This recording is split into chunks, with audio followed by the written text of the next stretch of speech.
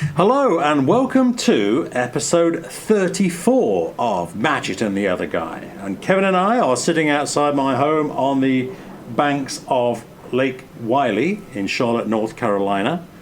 And Kevin, I'm very pleased to say there's a little bit of breeze just starting to blow as we hit record, because earlier on it was quite humid and hot. I think balmy is the word that we're starting to experience here on the porch. Summer is here. Summer is here. Yes, and I'm also pleased to say, gentle listener, that you join us, if I stop talking, in great quiet and calmness, because literally 2 minutes ago, we had a little bit of everything. There was construction noise somewhere over the tree line, the other side of the lake that we can't see, jet skis, Yes. wildlife, that's all gone quiet. Boating. Yeah. And I think as we do these over the summer, I think we're going to have a few of the recreational noises coming our way. Yes. But, at the moment we're good. Yeah. Well, our policy when we started doing these podcasts was we just press record and do them, no matter what. And as far as I'm aware, the only time I can remember we had to stop down once is when the irrigation system cut in. Yep. But we came right back. We solved and returned. Right. Yeah, so, anyway, so I never know what we're talking about. Kevin, you do know what we're talking about. What are we talking about today?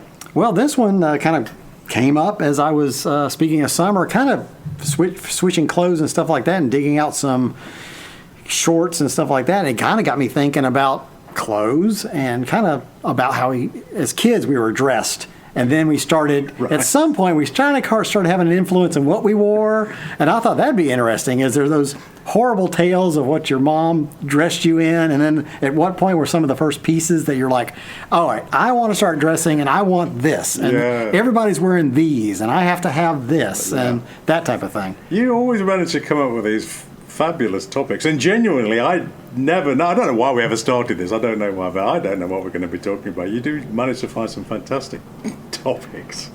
And being dressed or dressing up as a kid, boy oh boy, I mean, I hate to sound like the Monty Python Four Yorkshiremen sketch, and you don't know how rough you had it, we had it really tough, and we never had anything new. But the manor house where I grew up in as a kid over in England, and for those new listeners to the podcast are thinking, why is Matchett growing up in a manor house and then saying he hasn't got any money, or the family was always short for money? We didn't own the manor house. My mum and dad worked at the manor house, and our accommodation was tied accommodation to the manor house. So I had a very fun and in many ways unique childhood, but we weren't landed gentry by any means. We were very much working class blue collar family. So I'm saying all this because I distinctly remember at one time the manor house was owned by a charity, and as part of the charity foundation we used to have what was known in England at the time as rummage sales or jumble sales, kind of yard sales maybe. We have the term rummage sale here, not the other though. Right. But so a jumbo sale or a rummage sale or a yard sale would be we all know what it is. Get rid of all your old stuff.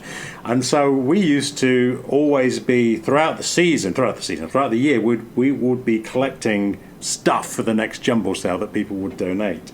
And as an extension of that, we had quite a large selection of old suits that had been donated, old clothes, old shoes, old everything.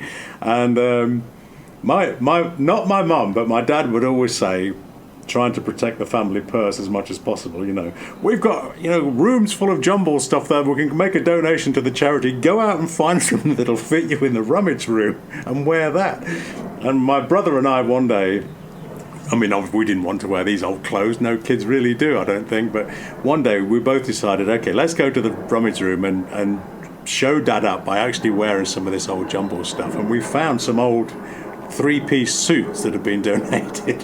And turned the trousers up and wore them. My dad never said a word. He seemed perfectly happy that we were just strolling around in these old donated, old men type suits, when we were 8, 9, 10, that sort of age. Yeah.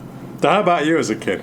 Well, of course, there's that, till you get to a certain age, your mom does dress you, and I still look back, in horror at some of the photos because it was the 70s for me, and, a lot of the things that happened in the 70s, woof. the striped pants and the itchy turtleneck with it, and the big wide white belt. Yes. And a lot of that, But I still remember, wrestling me to get dressed for church, and I didn't want to wear any of that, dressy type stuff. The big collars, the big pointy collars back then. Yes, the 70s. Boy, oh boy, there were some wacky fashions in the 70s, right? Throughout the world, but most certainly in the States, when I used to watch TV, what you guys were up to in the States, and over in England, the same. Yeah, those big white collars. And funny enough, you just talked about parents dressing their kids. I have very few photographs of my childhood, but one that I do have that I've had enlarged and it hangs in my bedroom is one of my mum, my brother, and me standing together, and I must be no older than 6 or 7 years old. When I can remember this photograph being taken, it was in our little yard part of the manor house with rose bushes behind. And I'm standing there along with my brother, with my mum in the middle of us, and both my brother and I are wearing these little, I don't even think they were proper ties. They were either clip-on ties or they were ties that had a little piece of elastic that went round the shirt collar, because that's where. But I remember the tie was only probably about 6 or 7 inches long and just stopped halfway down the shirt. Just looked, just awful. But that was what was going on. I mean, when you're a kid, you wear anything you give it, right? I haven't really got any choice about it. Yeah, pretty much. Yeah. Yeah, gosh, that made me think. I can't remember when I would have worn a tie. Yeah. I don't think that came up very often. If it was a clip-on, but I don't recall those as much. But this jogged my memory that my sister got married when I was 5. You met my sister, and I was the ring bearer in the wedding. So they dressed me in a tuxedo. Well, this is a 1974 tuxedo, so hence the bow tie was made of velvet and the lapels were velvet. I might have had a ruffly type shirt. I can't remember. I'd have to look back at the picture. She's got all these pictures. But it was just the miniature version, the mini-me version of what the older gents were wearing that day. I guess I looked good for the time. But for the time, yes. It has definitely evolved. There's much truth to that adage that, a bit like classic literature, we said this before, classic literature never goes out of style because it can't be bettered. There's the same thing with apparel, isn't there? The classic styles never go out because they're classics and can't be bettered. Right, those velvet bow ties, boy, I do remember them, yeah, absolutely. Yeah, I mean, the basics stay the same. I mean, a man's suit is a man's suit. The lapel widths are going to change, and the buttons are going to go from 3 to 2, and whichever ones are popular, and that. But you could take a classic tuxedo from, let's say, the 1920s, and you could wear it out to a casino today, and it looked just the same, right? Hardly ever changed. Yeah, many of the staples have stood the test of time. The fashion changes throughout the decades, but the classic lines never go out of style. And I would think that the first time I kind of had any influence on it, and this was really young. You want like T-shirts with something that you like on them, like Dukes of Hazzard or Smokey and the Bandit or Star Wars. That was my earliest things of, I want to get one of those or something like that. Or maybe you're at Disney and want to grab a souvenir T-shirt. I remember that being my only, I want something to represent me. Yes. I remember the one item of clothing that my school friends and we all longed for was a pair of Levi's.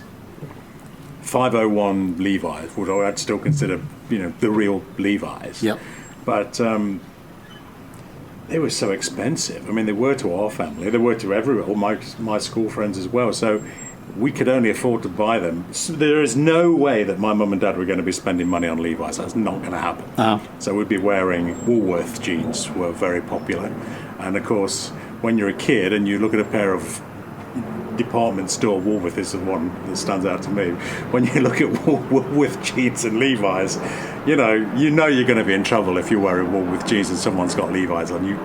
But there is no way that my parents are going to be spending money for Levi's. So the only way that ever happened was through pocket money, through working Saturday and weekend jobs, and saving up for them. Yeah. But I remember, again as a kid, I suppose in teenage years, early teenage years, let's start just before, so say 12, 13, 14, somewhere around there.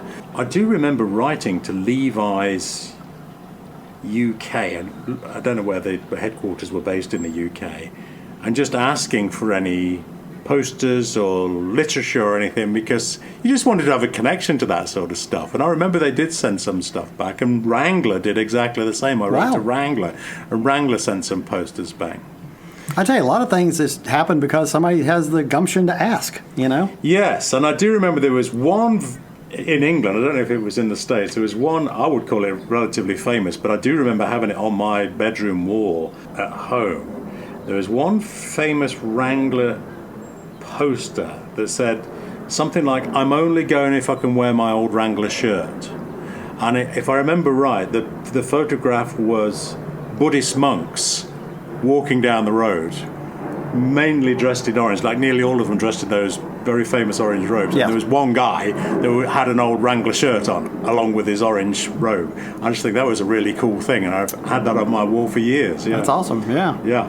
Now we covered, you know, our schooling and stuff like that, and I can't remember if we talked about this. Did y'all have uniforms or just wear what you wanted? We, well, as you may imagine, comprehensive education in England was not all that it could have been, but we were assigned a dress code. We weren't forced to buy uniforms because, again, none of us had any money for that sort of stuff. But I do like the idea of uniforms because it instills a sense of equality between everybody, and I get that. I actually still think that's a good thing.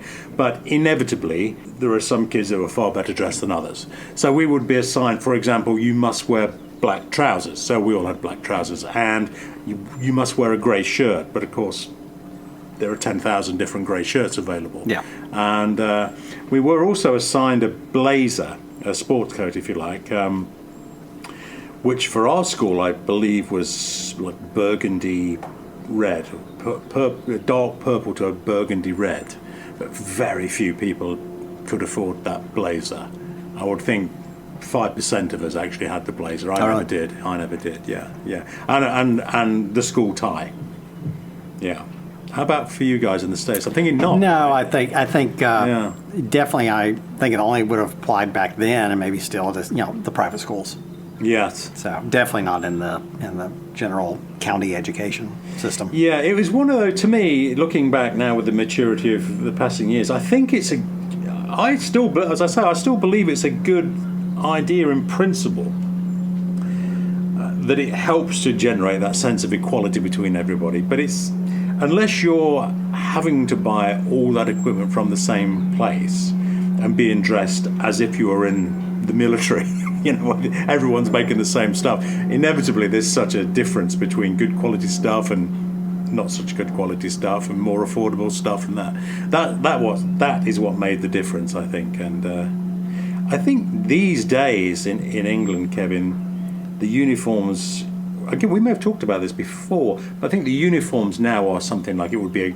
I'm thinking of the school kids I remember seeing in Chipping Norton, Oxfordshire, when I was living there working with Benetton, would be wearing black trousers and like a green sweatshirt with the school crest on the sweatshirt, but no shirt and tie and blazer. I don't remember seeing any of the school kids wearing that sort of stuff. Yeah, I think nowadays a lot of times the most simple one is khaki pants or blue pants, maybe in a polo shirt. Yes. You know, of course you wear something a little warmer in the cooler months. So back then, I remember one of the big things as a little kid was we're going shoe shopping. Yes. We're going shoe shopping. What are we getting? We're getting dress shoes. I have no interest and I don't want to go, and please don't drag me, and I don't want to. I could do better things with my time. Right. Now, if we're going to get tennis shoes, I'm all about it. You're all over it. Which I guess were trainers in your world. Yeah, trainers, yeah. Yeah, and I called them tennis shoes, and I guess sneakers just could be interchanged. But I was very excited to go get my new set of tennis shoes. Yes. And I still remember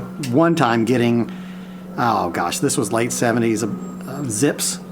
And you actually see them advertised on Saturday morning TV. Oh, okay. So, I thought I could run faster because I had Zips or something like that. And I can't even remember who made them, if they were a sub-name of a bigger company or not. But just anything that was, athletic-y shoe and felt cushiony and had a little color to it, that was exciting to get. Yes. Now, I remember that our trainers were very basic, and there was a very popular even over in England, baseball boots. That's black canvas baseball type boots they were called, baseball shoes they were called. Okay. But they were black canvas, and on the ankles they used to have a little round rubber piece sewn onto the canvas to protect your ankle from injury in some mysterious way. Similar to a Converse Chuck Taylor. It's yes, exactly that. So, but they were at one time, certainly in the 70s, they were all over the place. And the other great thing, funny enough, a couple of episodes ago, we were talking about an old English comedian called Spike Milligan. Remember having a conversation about Spike Milligan? Well, on a YouTube Vortex only last night, I ended up watching something from the 70s with Spike Milligan, entertaining a crowd of entertainers, curiously enough. It was called An Evening with Spike Milligan. And he referred to an Adidas bag. Yes. An Adidas bag as opposed to Adidas. And I think that's probably one side of the Atlantic to the other. I do remember Adidas shoes, another great, hugely expensive item that if you could afford Adidas trainers with the three stripes, black with the three white stripes down them. Now, I do think the way you're pronouncing it is correct. Is it? Yes. Because I ended up in a YouTube vortex, like you say, sometime in the past year. This is one of our tangents we get on. And I ended up on a site where I think it was, because is that a German company? I have no idea. It was something that was surprising to me that I didn't even know, maybe Austrian or German. And she was going through different brands and saying the proper way to pronounce things. Oh, okay. And it was like Adidas. Yes. And we, of course, totally butcher it here, and I've only known it as Adidas ever. Yes. So, well, we've done an entire episode on this. To me, it doesn't matter. As long as we know what we're talking about, it's just communication. To get caught up in different pronunciations of pronunciation means nothing to me, but it's funny you mention that, because I mean that was specifically one that stuck out. And she did, other car brands and different things. But what was the other one? Nike and Nike. But I do remember Adidas training shoes were highly sought after. Yeah, and that was a big brand in that era. Yes. And the other thing that I was very keen on, and to this day I still am, and I guess it's just a carryover from being a kid. My mum was always knitting a jumper, a sweater. Yeah. And when it was worn out, she would patiently reclaim all the wool from the worn out sweater, roll it into a ball of wool, and re-knit it into something else, into another sweater. Good on her. Yeah, absolutely. Yeah, I mean, great skill and great patience, but I do remember, so it was a constant. My sweaters were always in a constant state of flux. Every year I would be given a sweater and I would wear it all the time. Of course, it's on the whole much cooler over in England, and I would wear sweaters all the time, but it'd be this one particular sweater. I remember two. One was a dark navy blue and one was a sort of olive drab green. And I quite like wearing the olive drab green sweater in the woods because it was a little bit of camouflage, so it allowed you to be able to watch the wildlife more easy. Yeah, that makes sense. But as soon as that was worn out and the cuffs started to fray and holes started to appear in the elbows, Mum would take that off me, turn it back into a ball of wool, and then re-knit it back into the next year's jumper again, and off we go. Yeah. Yeah, my mom was just not a sewer. I mean, she could do the basic mend here and there, but was definitely not a sewer. My sister did some. I heard tales when she was a teenager that she would make some of her own clothes. And I guess you did more of that in the late 60s. Well, we still could do it now if we wanted to. We very well could. Yes, absolutely. Yeah, but you're right. But it was much more of a thing then. So she was more skilled at that. But so I don't really remember having anything that was homemade. Kind of getting back to, you're talking about the sneakers a few minutes ago. The first time I ever really got to pick out I got my first pair of Nikes in junior high. Yeah. And I thought that was the greatest thing, ever. Really going and picking out the ones I wanted. I still remember deciding between those and a pair of Kangaroos. And you may not remember Kangaroos. They had come out. Yeah, I kind of do remember I do remember the name, yes. They'd come out fairly recently at that time, and they were just known for having a little zipper pouch on the side, hence the Kangaroo name. Yes. So you could put your, a dime for a phone call or a key for the house, or I guess you could fold up some money and put in it. And I could see the utility in that. My dad's like, that zipper's just going to bust after a while. Just get you these others. That's right. Don't be silly. You don't need it. Yes, no, I seem to remember the name Kangaroos, which is why I remember the name. And we've talked about playing sports before. And when gridiron, American football, started to be introduced through Channel 4 in England, and I played a little bit of American football for Nottingham. I think kangaroo football shoes were the things to get hold of. I have that in the back of my mind. It seems a long while ago now, but I'm sure that's where I remember. Yeah, maybe. I don't even know if they exist anymore. I haven't heard of them in years. Yes. Probably worth a look up. We've talked about how mean friends can be, or maybe it's just my friends always seem to be mean. But I don't know why friends are so mean to each other. But we went through a stage in high school of wanting to wear college scarves of Oxford or Cambridge. Yeah. And you could buy them. They weren't cheap, but you could buy them. But because all colleges, I'm sure it's the same in the States, all colleges had their colours that you would wear as a scarf. Generally bold stripes, wasn't it? Bold stripes, yes. And those unfamiliar with it, but kind of like Harry Potter, when you see in Harry Potter, when you see the different houses. That's just where I was going with it, yeah. The different houses had different colours. And colleges in England have I'm going to say 4 centuries, probably, have always had these different colours associated with their colleges. But you could buy college scarves relatively easy. But again, if you bought them new, they weren't cheap. But my friends started to wear college scarves from different universities on Oxford and Cambridge just for fun. And I thought, this is a really cool thing. So I started to save up my pocket money to buy one. And when the day came that I actually had enough to go and buy a college scarf, and I can't remember what college it was now, it's certainly one from Oxford, I seem to remember. I got the college scarf and proudly wore it on the school bus going into high school, and got to high school, and all my friends had immediately stopped wearing their scarves. Just because I'd been able to afford to wear one. Now everyone had stopped wearing them, So I just proudly carried on wearing mine. Good for you. Yeah, for the next few years. But I don't know, what is it about friends where you want to try and be so mean to one another? It's a weird thing, isn't it? Yeah. Yeah. The next thing I recall, this was kind of fledgling out of junior high, heading into high school, and the checkerboard vans. Like from Fast Times at Ridgemont High. Yes. That became the thing. And it actually was not only fashion for us, it was kind of utilitarian because they are great skateboard shoes. Yeah. And actually they're great BMX shoes. They're just that soft rubber waffle pattern they have on the bottom. Yeah. Grips really well. And you were all into that, weren't you? That was your world. Yeah, I was coming probably out of the BMX world and starting to skateboard, which we've covered numerous times. So I definitely used them for a purpose, but they're also the style. Yeah. So I ended up wearing Vans from that point on throughout high school. I went from the checkerboard slip-ons, I had the checkerboard lace, and then the high tops. They didn't have any checks on the pair I got didn't. And I had two pairs of those. So over 4 years, I think I had 4 pair. But that's not too bad for canvas-based shoes for making them last that long with all we were doing in them. Yeah. Skateboarding is rough on shoes, and they survived pretty darn good. I was easy on shoes for some reason. My friend at school, in our very early days at school, so when we were 6, 7, 8, 9, that sort of era, one of my school chums, he had a pair of shoes from Clark's over in the States. Oh yeah, they're still very popular. Yeah. And the shoes they were black shoes, which were regulation. Everybody at school had to wear black shoes.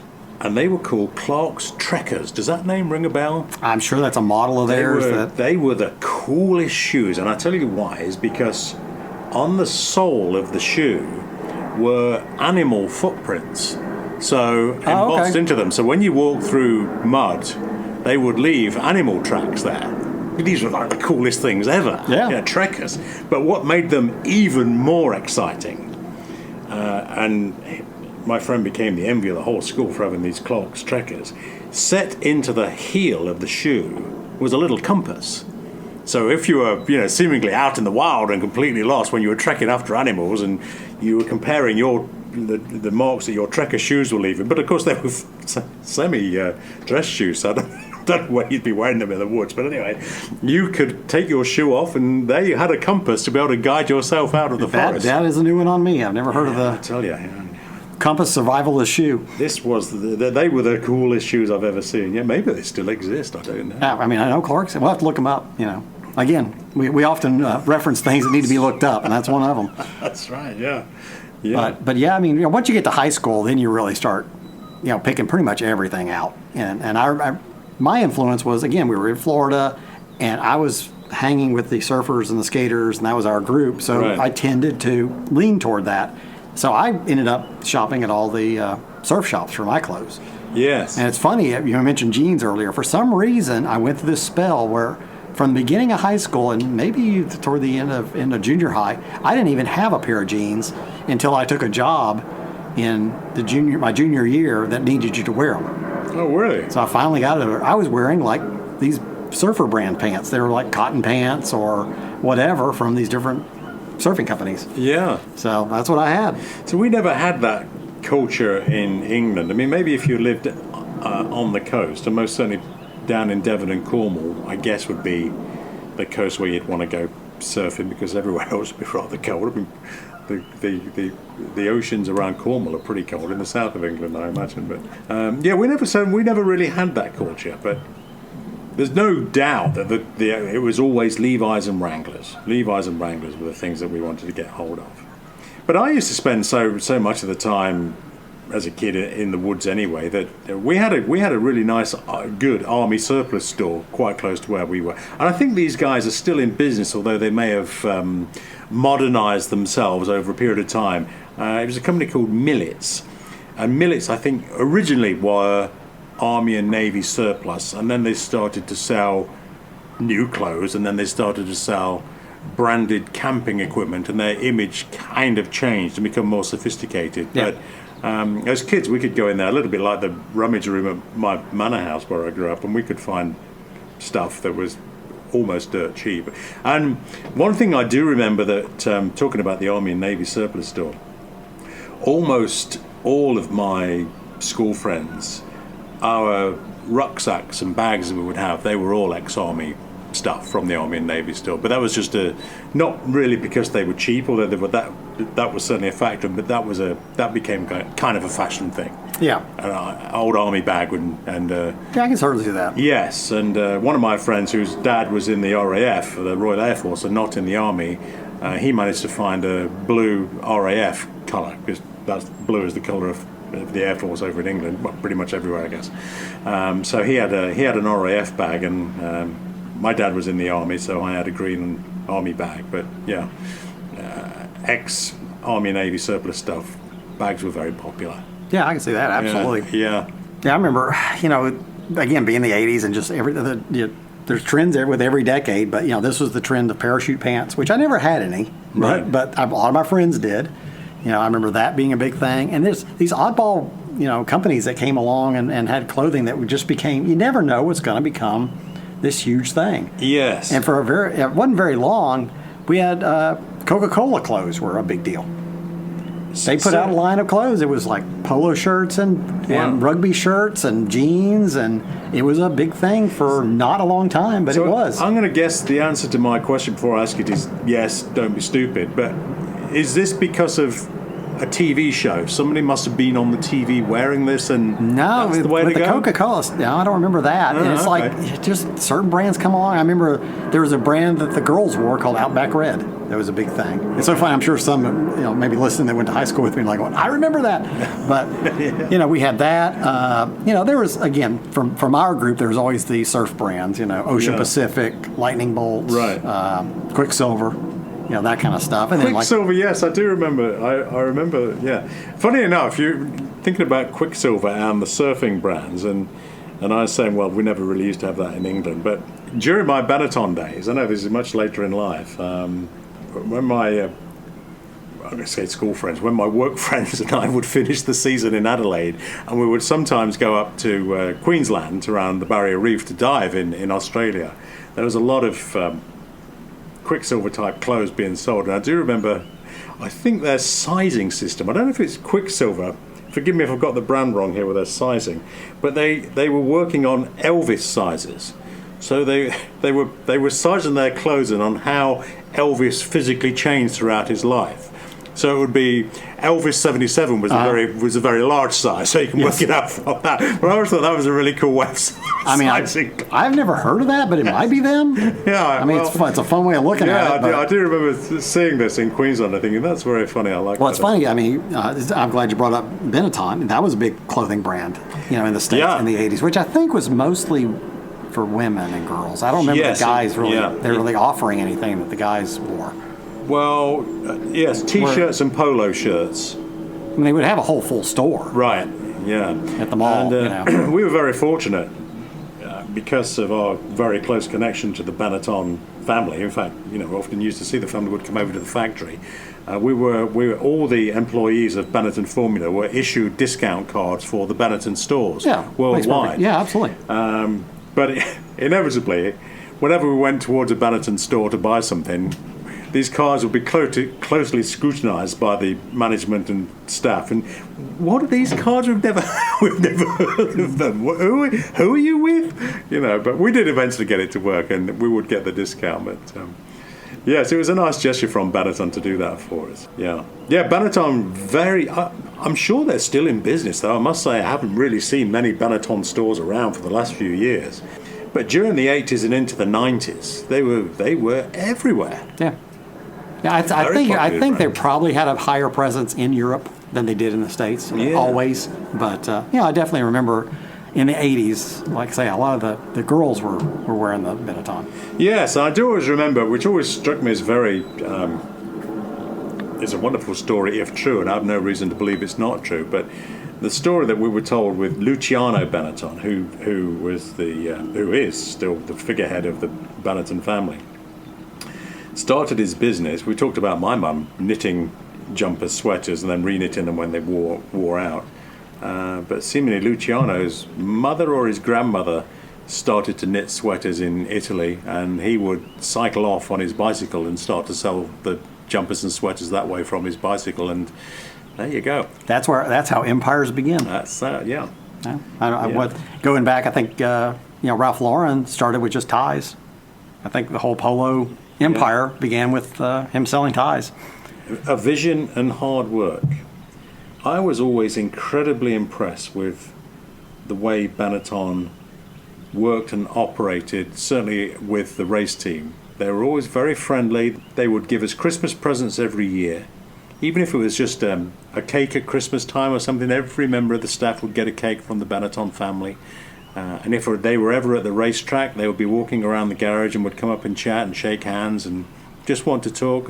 They were very good. Very nice. And I do remember when I had my first book published, Life in the Fast Lane, that the Benetton family sent me a letter, handwritten letter of congratulations. And it actually arrived in '95 at Silverstone. And one of the media staff walked into our pits at Silverstone when we were working on the cars, and she said, I have a letter here for you, Steve, and it's from the Benetton family. And there was like complete silence. And it descended on the pits. I thought, oh, this is it. Every head perked up and looked your way. What have I done now? I'm about to be released from duties. And but no, it wasn't that at all. I still have that letter to this day. It was a wonderful handwritten letter from the Benetton family saying many congratulations on having Life in the Fast Lane published, and if we can ever do anything to help, we're here to support you. Yeah. So it's probably archived with the initial letter that was all chomped up by the absolutely by the pooch. Yes, yeah, absolutely, yeah. Heidi's teeth marks were all over my acceptance letter from Nigel Stepney when I was accepted into the ranks of Benetton, so I still have that, and I still have the letter from Benetton. Yeah, they were a nice company to work for. There was no sort of, it's something I'm very familiar with now in the States, because the States is very like that. There's very little snobbery that I see when I'm working with NBC or with Fox Television or whatever it would be. Everyone's very friendly, and it's not always like that in England for sure. But working with Benetton, although an Italian company, we were based in England, but they were good. They were a good company to work for. Very good. Yeah. Well, we're getting toward our time as usual. Are we really? Yeah, believe it or not. Wow. I don't know how you pick these subjects, but you always manage to find subjects that get us. And we almost stayed on target there, didn't we? Pretty much. Yeah. And I'll tell you another thing. Our angle of tangent wasn't as deep this time. So that's right. Gentle listener, if you ever have any comments about what we talk about, and Kevin, you said earlier on, folks out there remember that brand. Oh yes, I remember that brand. Do write in. Do tell us about it. And we know you enjoy sharing your memories with us, because we see it on Twitter and also through the emails that come into Matchit and the other guy.com. And the email for that is contact@matchitandtheotherguy. That is correct. Yeah. by all means do write in, and we do read them. I'll tell you why we do read them. And we're not absolutely, look, let's be honest, we're not inundated with hundreds of thousands of people writing into us. So if we get 10 folks writing and want to We haven't hired a media staff yet. That's right. we do enjoy that interaction with you. That's the whole reason for doing these podcasts, was to create that sort of little community feeling. Tell us your stories about your favourite piece of apparel. Well, we better sign off then, hadn't we? I think so. Yeah. Until next time, gentle listener, thanks for joining us, and bye-bye. We'll see you then. Yeah.